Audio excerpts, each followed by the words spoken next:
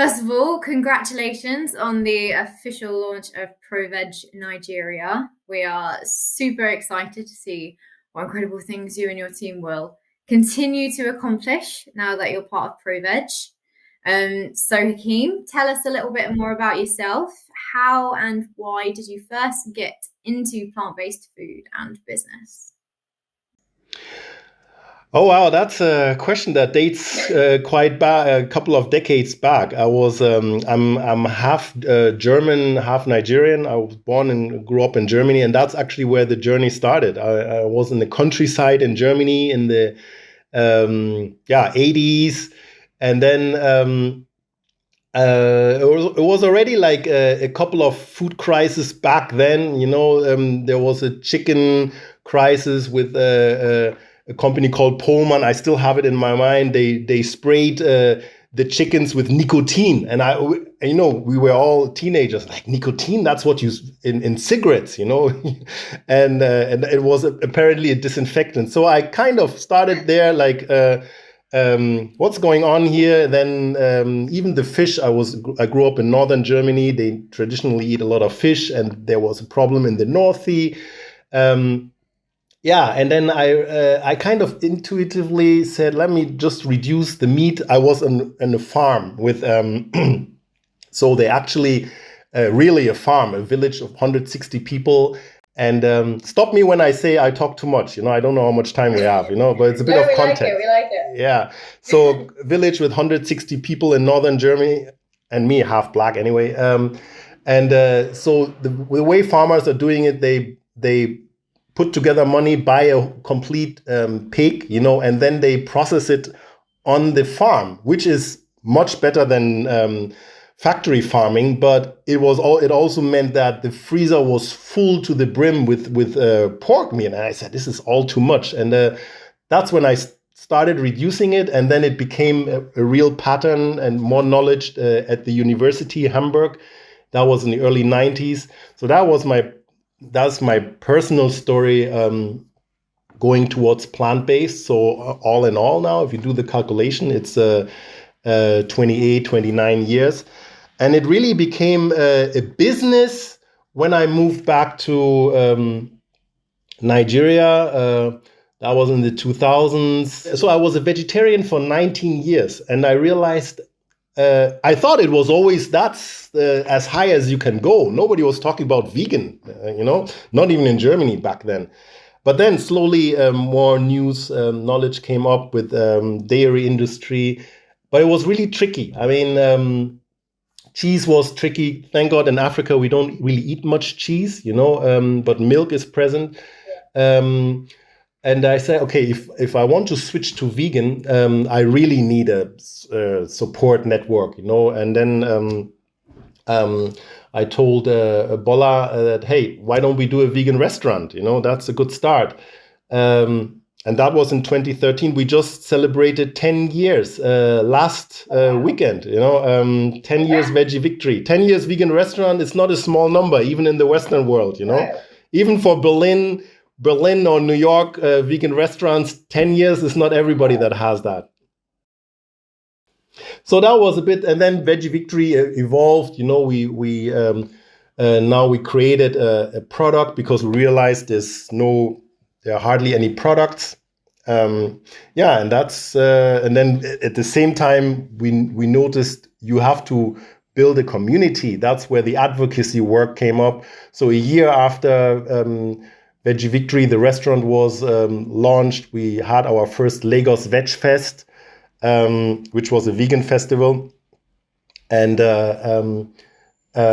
that's how the advocacy started. So that's a bit the personal and the vegan career in a nutshell. What was it like to be Nigeria's first plant-based restaurant and then product company? What did you learn from that experience? Yeah, it was a bit crazy. So I mean,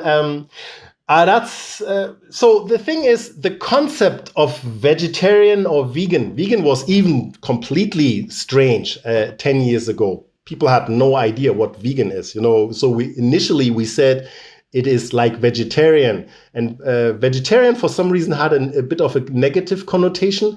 And interestingly, vegan today is more positive. Vegan is like considered health. Still vegetarian, people are not so talking any much more about vegetarian. But so back then, 10 years ago, it was really strange. But what we did, I think, right with the restaurant is we simply gave people the food. So let the food do the talking in a way, and people liked it. But when you were talking about plant-based, vegan, vegetarian, it was still a bit strange. In a way, it's still up to today. One also should record that, acknowledge that African diets, and Africa is also a concept on its own, but what we eat in Africa is a lot plant-based, and I always emphasize we are not by far eating that much meat like in the Western world. So it's like a tenth of it, a fraction, So in Africa, it's really more about preventing meat, like when societies become richer like India, China, they now start eating more meat. It's similar here, but we are coming from a very low level of eating, consuming animal products. So it's nowhere near the Western diet. So it's saying that, we are now eating vegan. There are a lot of plant-based dishes. It's only nobody really thought about it, like beans and plantain. It's a standard, it's a classic, it's perfectly vegan. It's only nowadays some people think, let me spice it up with corned beef, and what has corned beef to do in beans? But chicken and beef was really rare occasions, and now it's like becoming a daily thing. That's very interesting. Yeah. So. Yeah, that's it's still a new concept, saying deliberately plant-rich, plant-forward, but we are also not disconnected from the world. People see what's going on in America. They have a lot of relatives in the diaspora, and they are talking about plant-based. When you hear Beyonce going plant-based, or Kevin Hart. Or what I mentioned, even Burna Boy is a mega star around the world, but coming from Nigeria, he had a vegan party in New York. So it's coming in, and people are, especially with the health problems this kind of societies have here, people are connecting the dots. From your experiences at Veggie Victory, then, what advice would you give to startups that are trying to establish themselves in countries that have still young plant-based markets? So even though Nigeria has eaten plant-based foods for a long time, I guess, as you said, the market for plant-based, specifically plant-based foods, is still young. What advice would you give to companies that are trying to set their foundations for specifically plant-based eating and alternative meat companies? It's a general advice, I think, and it's, our plant-based industry is still learning globally. We thought it would be a one-way winning street, with Beyond Meat and Impossible Burger. And then we realized it's not that easy, and now I think we're still in the phase of okay, what do we have to change? How can we actually deliver the growth we were expecting 3 years ago, 300% and stuff. So it's a global phenomenon. It's not really a regional problem, or so you have to know your customer, your consumers. It's what I guess every marketing scholar will tell you, but it really goes much deeper. I was reading a quote, I think, in VC investor, and saying meat, so real animal meat, is emotional most of the time. And I think that's general. The eating is an emotional, it's a cultural thing. But plant-based products, alternative products, is more a rational decision. And emotional against irrational, you're losing a lot of people. So we need to do more than just throwing products at people and saying, "Oh, this is this," but really giving them the experience. I think at the last AVA summit, Animal and Vegan Advocacy Summit, Miyoko was saying the same thing. She said this tech thing is not so. We should put the experience more in front, and that is for me the key to convincing more consumers, giving them the experience. I came across a study in China that 40% are still never tasted plant-based meat, and I think in Africa it's even more. So how do you even grow a market share if people have not tried it? It's not just putting a product on the shelves. So it's a general advice. You really need to give them the experience. Stemming on from that then, how big is the current market for plant-based foods in Nigeria, and what do consumers want from plant-based foods in Nigeria? Yeah, I think that's a question that is too early for us here. There is no plant-based market yet here. We are Veggie Victory is a first mover. You can see some companies trying products also, but there is nothing like statistics on market share.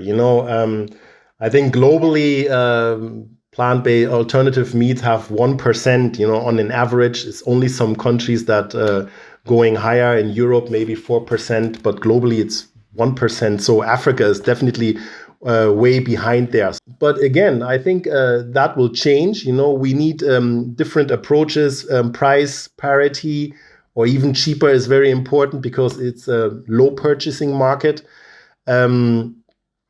So you can't come with premium products because there is this catching up mentality. Oh, I want to eat meat, because most people don't eat a lot of meat, and meat is still seen as an aspirational thing, like, oh, I can afford a car now. I'm not only riding a bicycle. It's the same mentality. The health comes a bit in, but there's still this strong pull that, I want, as soon as I can get some money, I can afford more meat. If you have been deprived of meat your whole life, like, you can only have one piece of meat, not two. It does something psychologically. So I think we are on a different phase here right now. So market share is not yet the issue, but eventually I really believe in this global South markets, because the population numbers are here, like Nigeria, 200 million. It's going to double to 400 in the next 20 years. It's going to be the third largest country by population, right after India and China. The numbers are absolutely here. And if you can only get a fraction of meat consumption to plant-based, then it doesn't matter whether it's 1% or 0.5% or 10%, but I'm quite optimistic. Continuing from that then, what is the key to unlocking the plant-based market in Nigeria? What can attract consumers to plant-based foods? How can companies encourage consumers to make decisions towards plant-based eating?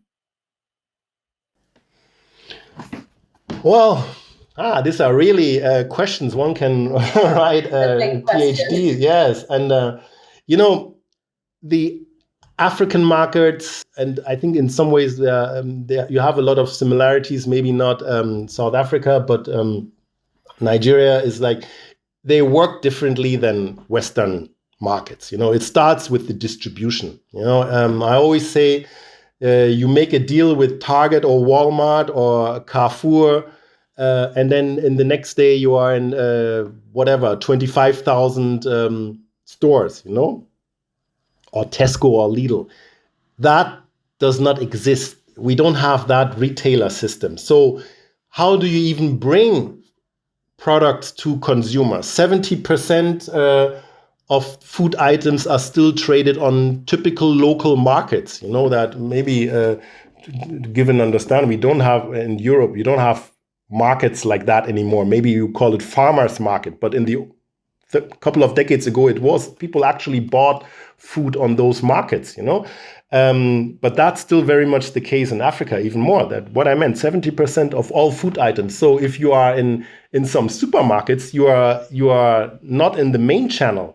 But how do you get into open markets? It's a completely logistical different story, So it's an issue of availability, that is distribution logistics, because I can talk about how great plant-based products are. If I'm only in 20 supermarkets, then that's my audience. So some products have figured it out, like for example, this ramen noodles, or companies like Nestle, Unilever, they have products that reach the open markets. So if they could push it, great, then we have a big availability task, done. But they're not doing it. So we now need small companies to push the innovation, but they have obviously that distribution, which in a way it's also a funding issue. So a lot of factors come together: awareness, funding, distribution. Of course, the product itself, has to work for Africa.